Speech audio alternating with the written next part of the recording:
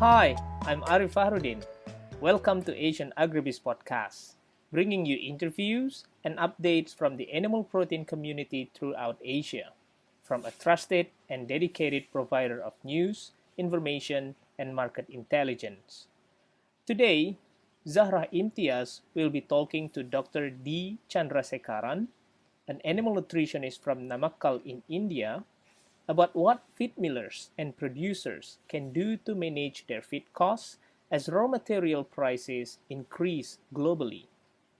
Dr. Chandrasekaran explains how nutritionists can find that balance between feed input costs and FCR. Hello, Dr. Chandrasekharan. Thank you for joining us in our podcast today. We want to look at how grain prices, like recently we see soybean and corn, have seen sharp increases in the last few months. And this is something that is affecting markets across the region, from South Asia to Southeast Asia. So, in this scenario, what do you think livestock producers can and feed millers can do to keep prices low or manageable? Yeah, thank you for calling me for the interaction. It's good.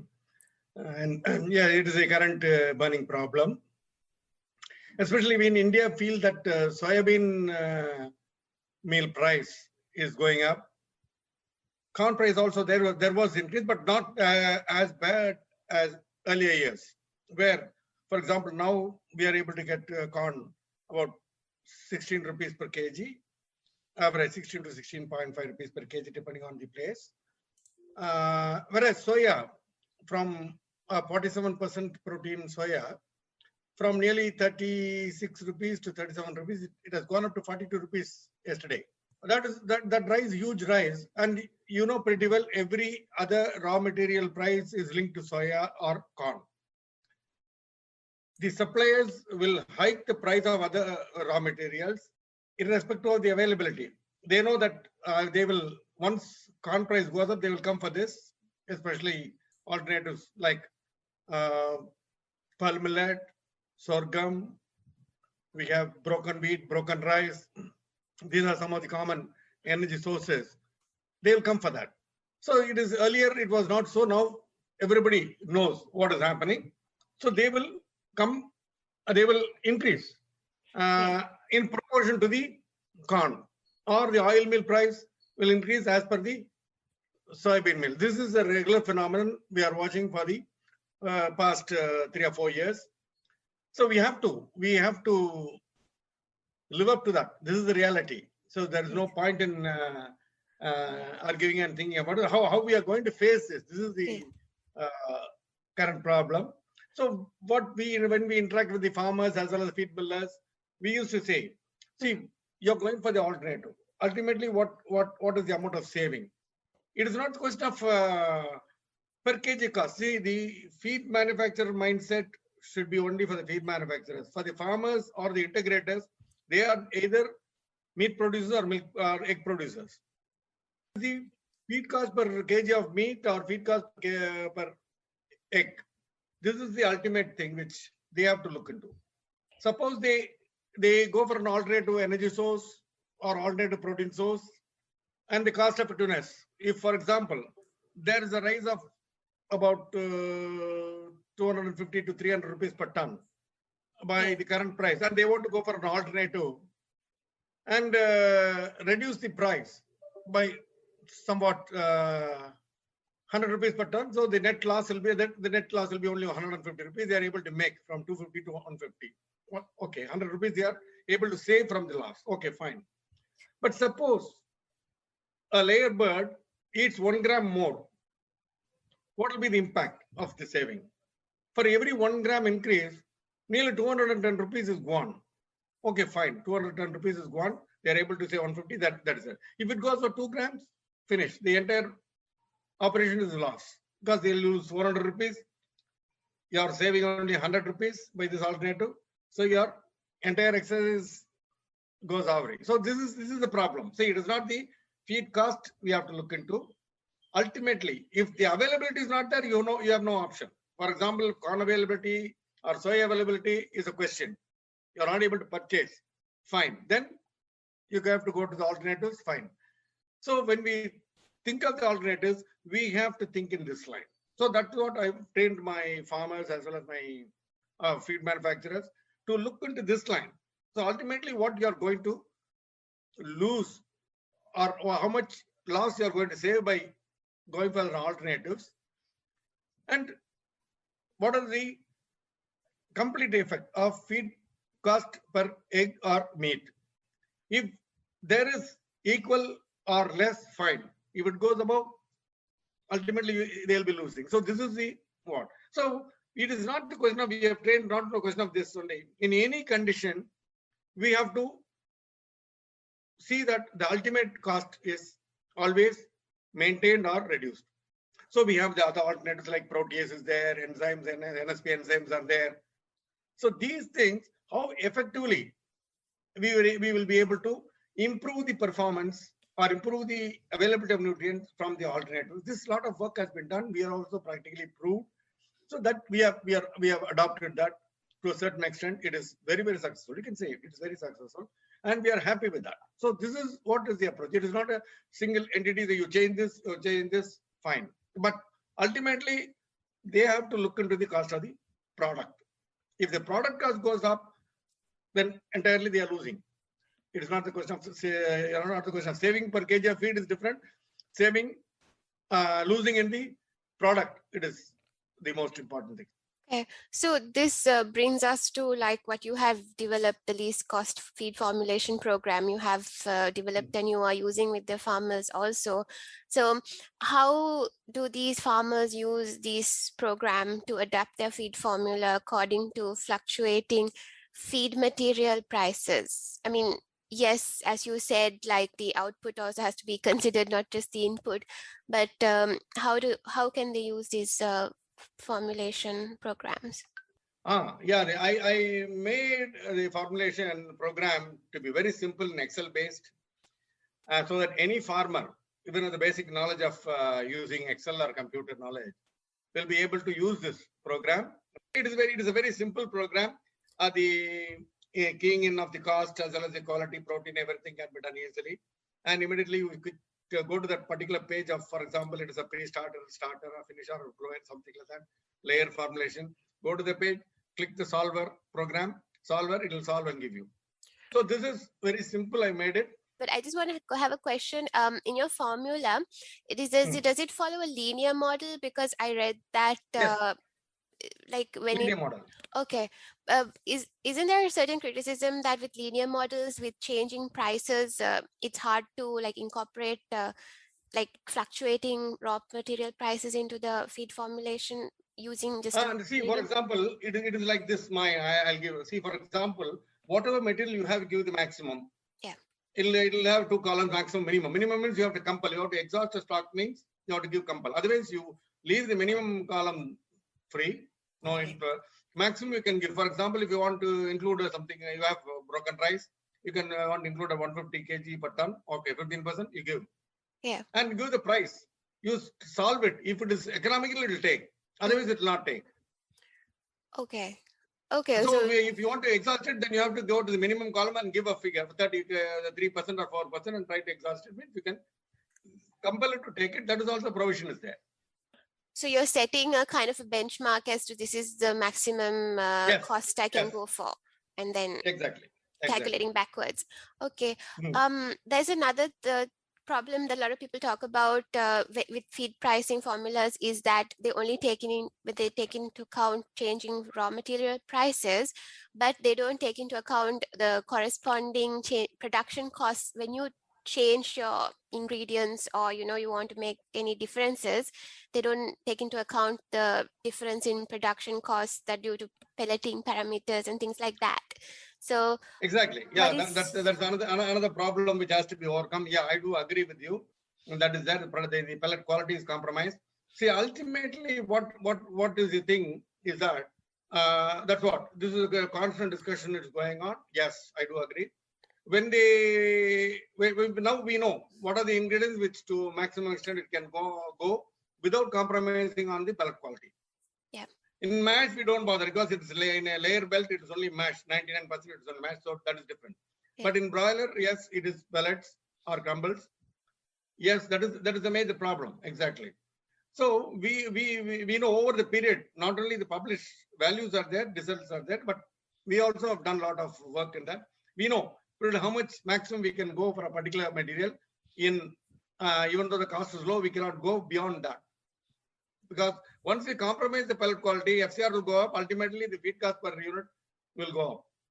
So that your entire exercise is wasted. So this your point is correct. Only to a certain extent we'll go. Okay. That nearly we have started over the period. It has been standardized. That is true. Your point is 100% true. We cannot just price alone is not there. By experience, we have known that only so much of wheat can be used, or so much of pearl millet can be used. Like that, we have our own checkpoints. So that is why a maximum is given. For example, rice polish, that is rice bran, you call this thing, where oil is available, and if it is cheaper, we cannot go beyond 6 or 7% in pelleting. Otherwise, your pellet quality is compromised. Even though it is cheaper, we don't go. Okay. So like that, over the experience. That is, yeah. Will this experience will be there for a new user? Definitely not. He has to, over the period, he has to understand this. So we is cannot there bring in a that formula? But we have given guidelines. We have given guidelines that this is only maximum it can go like that, somewhat. That's all. Okay, but end of the day, at the feed mill level, it is more like trial and error, isn't it? Like if you're Exactly. They have to know over the period. See, over the period they have to study. See, one thing you have to understand: each raw material, each mill, everything is unique in nature. So we find, for example, if a particular in another mill, it is totally different. The same raw material combination there, it is not working well. So there are so many problems. I'm throughout India and some other countries also. I'm able to see that. Even the machinery suppliers, there is difference in the machinery also. Even the same raw material, same combination, in one type of mill it is different, another type of mill is different. Okay. There also. So apart from the least cost formula programs, do you have any other recommendations that feed millers can use to maybe adjust faster into changing circumstances? Like, see, now of late, once I develop this program, everything is in the program. It will be able to tell. There, for example, we have some. For example, they've asked. See, energies we have the corn energy. We take it at 3,300, but it is not always so. It is changing. Yeah. Then I've given them a yardstick. So you go for a 100 grain weight or liter weight. 1 liter you take. What is the liter weight of the corn? If corn liter weight is 780 grams per liter, I tell you, you assume 3,300. If it is 770 grams, 760 grams, or every 10 gram reduction, reduce 25 to 30 kilocalories. Okay. Like that. So that is, they have to do that. See, these are other extra work they have to do. See, because energy, if you assume it is constant, then it is a problem. Because estimating moisture, if they have a lab, it's okay. As the moisture beyond 12%, for every 1% increase, we ask them to reduce 30 kilocalories. Yeah. Like that. But not all farmers are having their own lab in the thing or field, because those who are producing more than 3,000 tons or 4,000 tons can afford to have a lab, but others, they cannot. So we give simple test that 1 liter they take the weights immediately. Okay. If it is 780 grams, 3,300, 10 grams less, 30 kilocalories less. Like that, we advise them. So this is some of the points I've told the farmers and some feed manufacturers who don't have a lab with them.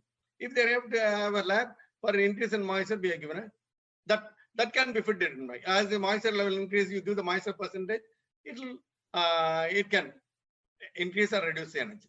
Like that. That is one thing added to this.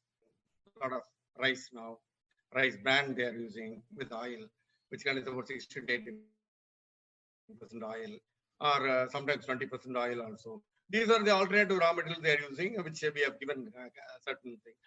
So in that instance, like what kind of alternative ingredients can be used, for like corn and soybean? I mean, these are very major ingredients, so it's very hard to substitute. Already I've told you it is alternative Yes, material? we do have a lot of alternative materials which is supporting us, especially broken rice and broken wheat or wheat thing. It is Yeah. huge quantities available. Put together, it will be not less than 15 to 16 million tons per annum. Okay. Then we have pearl millet available, which is around approximately 7 million tons in India. It's available. Sorghum, equal amount of sorghum is also. Sorghum is more than 9 million tons. Yes, I think it is there. So these are available for us alternatively. Corn with reduction. For example, 2 years back, the corn production there was loss, about 25% loss. From 26 million tons, we got only 23 million tons, 23 or 22 million tons. So that 3 million tons was made up with this alternative materials only. In some layer formulation, we totally removed corn. Oh, but well, when you're using these alternatives, though, it's not as good as corn, right? So, like, what kind of like other stuff using enzymes or additives you have to use enzymes. With the alternative materials, you have to enzymes. Otherwise, the outcome, the FCR may go. Body weight we are getting or egg production we are getting. The FCR may go. Ultimately, the cost of production will increase. So enzymes are very important. Even corn soy, I am using enzyme, but for that it is 100% compulsory.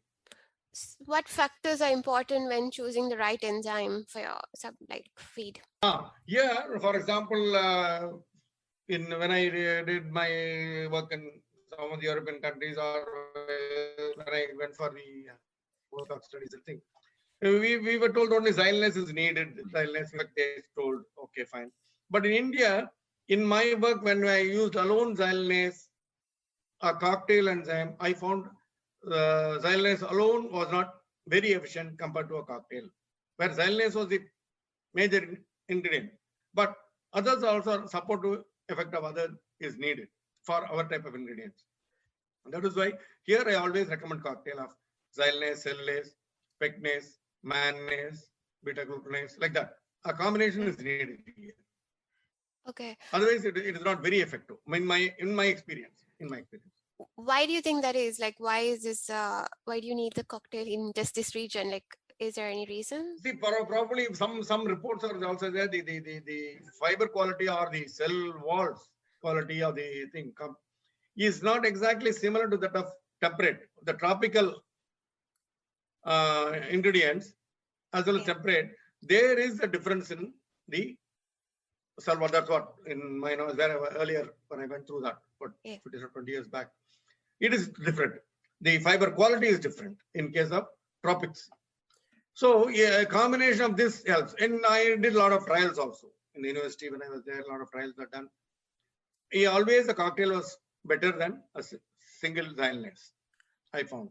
Probably their temperate ingredients in the thing, their structural carbohydrates are different than our NSPs in tropical. There is some difference. So these we are able to exploit that. And approximately in terms of money, with protease, NSP enzyme, we are able to save up to 500 to 600 rupees per ton of feed. So in these, in environments, like in India, also you saw like in 2019, I think when prices went up, there was this tendency to do a lot of shortcuts, right? For people to feed millistic. So how do you how would you convince, people or feed millers to look to alternatives or like other strategies rather than, just looking at cost only? Like, how would you tell people? No. Now, by that time, the farmers were very, very knowledgeable. We had a lot of pressure to look for alternatives. The feed manufacturers are behind us. No, what to do, how to survive. It's a question of survival. It came. So, they were behind us. Then only we were hard pressed to find out alternatives which did not disturb the final profit or did not go into loss. That is ultimately what farmers used to say, sir. If the profit is reduced, also no problem, but loss I should not lose. So we had to work more to find out an alternative combination. And this same thing, how we proportion to all the other unconventionals. It is not a single one like go just entirely with pearl millet, go entirely with sorghum, go entirely with rice or wheat. It will be each, for example, 5%, 5%, 5%, so that the disturbance is not felt much. Like that we use. Ultimately, there was a compromise, but ultimately the cost for the product did not go, or it is always cheaper than a corn soy diet, like that. No, feed cost per kg will be cheaper. Feed cost per the unit of the product should be cheaper than, should be less than the when corn soy is used. Okay. So we may compromise some little bit of the FCR. Body weight will be able to get, or egg production will get, but the FCR will be bit more. But ultimately, the feed cost per egg or feed cost per kg of meat will be less. Even if you increase the number of ingredients that go into it. Yes. Ultimately, that is taken into account. If pure corn soy diet is used, the FCR will be lower, it will be better. But the feed cost will go up. When we use alternatives, the FCR may go up. But ultimately, because the corn price and soy price went up like anything, the alternatives, the feed cost, the unit price of the thing, it did not go up much. There was a slight increase, but compared to corn soy diet alone, it was far less. So it's a balance between the FCR and the cost, right? Like you have to take a cut somewhere. FCR may be increased. FCR may be increasing. Okay. So currently, what are they doing now? Like as the soy prices go up, like, but yes. Now it is hitting us. We are having alternatives like, for example, layer. It is not a big issue for us. We use in layer feed, especially mash. We use DDGs is there, rapeseed meal is there. We have sesame meal, groundnut peanut meal. We have so much. No issues with the layers. We have cut the soya from 10% has come to 2-3%. Sometimes we have removed soya also in layer. That's different. But in broilers, no. Only 3% or 4% we are able to reduce the soya. Beyond that, the cost is not working. But still, can we go for a low protein diet and other things? In this atmosphere, for example, we tried a lot of low protein diets thing. For example, for a very, very good biosecure atmosphere where no farms are nearby, where isolated farms are there, in like Western countries, or where the distance between one farm and another farm is more than about 50 kilometers, 100 kilometers, fine, low protein diet. But here the challenge is very high. For example, in Namakkal, you take in a 100-kilometer radius, you have about 60 million layers. Yes. What to do? Sometimes the distance between one farm and another farm is only the fence. Yeah. And where is the question of biosecurity? So higher the protein is always necessitated for supporting the birds. Otherwise, outbreak is inevitable. Okay. Outbreak is inevitable. Yeah. What do you think about like the latest trend of insect feed? Do you think that's Yes. That the need is very high. Need is very high. Yeast has come. Yeast we are trying to use it, but still the cost is a bit high. It's not matching. If it is equal to soya cost, definitely it will match. Insect, yes, that's a very good. We tried, but early stages, we were able to raise the housefly larva. Try it. But our methodology was not very. This is a crude methodology for small farms. We tried. Live larva we tried to include. We just put in the feeder about certain part of the feed. The bird didn't like it. They didn't eat it. Oh. But yes, but crushed larva we were able to include without any difference in production. But that we didn't continue because sterilization is an issue. We didn't do it. Just to a trial base of 1,000 birds or something we did. It was good. So it is very promising. Future, I think future there is there because from poultry manure itself we can get a lot of larva that can be sterilized. If we are able to sterilize it and use it, definitely it's going to be a promising one. No doubt in that. Okay. Finally, I just want to know, like, this price volatility is probably going to last more, I mean, it's going to be more common in future, right? As climate change, things like that happen. How do you think feed millers can prepare? Like any strategies or suggestions or tips you might have? No, see, for example, that is the question is the naturally, yeah, your availability of raw materials, that's fine. See, for example, compared to Western countries, our productivity is very low in case of South Asia. Yeah. The corn productivity in India is approximately 2 tons per hectare, whereas world average is about 5.5 tons per hectare. US average is about 9 tons per hectare. So we have very good potential. We have the thing to improve. Even if we are from 2 tons, we are able to go up to 3 tons. Definitely, we'll be doing much. So it is not that this is going to be a problem at present.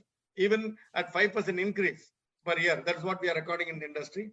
At 5% increase also, we'll be able to match because our productivity is very low. Our agricultural land availability is second in case of India, I'm telling. It is second after you. We have the agricultural land is highest in the world for us, India. So for us, it is not an issue at all. It's only the application. We have to work together with the agriculture farmers, increase the productivity. For example, but you also have clients around the world, right? Like you have worked around the world also. So in your like more international experience, how do you see the situation? Like, yeah. See, for example, for example, in Europe and other where the variability in the ingredient is very, very less. Whereas for us, variability is a norm. We have to deal with 44% soya, 47% soya, 50% soya. Corn, 14% moisture corn to 8% moisture corn. Yeah. So these are things which can which has to be addressed. Just once we are able to bring a uniformity, our productivity will go high. Still. Okay. So your point is 100% true. How are we going to manage this? If we are able to bring uniformity as in Western countries in the quality of the raw material, definitely several problems can be solved. So you're suggesting that since now, like most of us like are dependent on imports, right? Like for corn or especially soybean from the US and stuff like that, that if we start focusing more on like local production within the region, we would be able, with better quality, we'd be better able to manage price volatility. Yes, exactly. That's what I'm striving also, because see the government of India or everything, what they were only corn or rice and wheat centric. Yeah. They think other grains were just as the farmers, if they want to grow. Otherwise, the government was only concentrating on rice and wheat. Yes. And oil meals, it's not oil meals very little because of oil they want, and it is only lentils, gram, like that. It's only food centric, not feed centric. So other millets, everything was not much concentrated. Now, from last year, I think a lot of support price is being given for even other grains.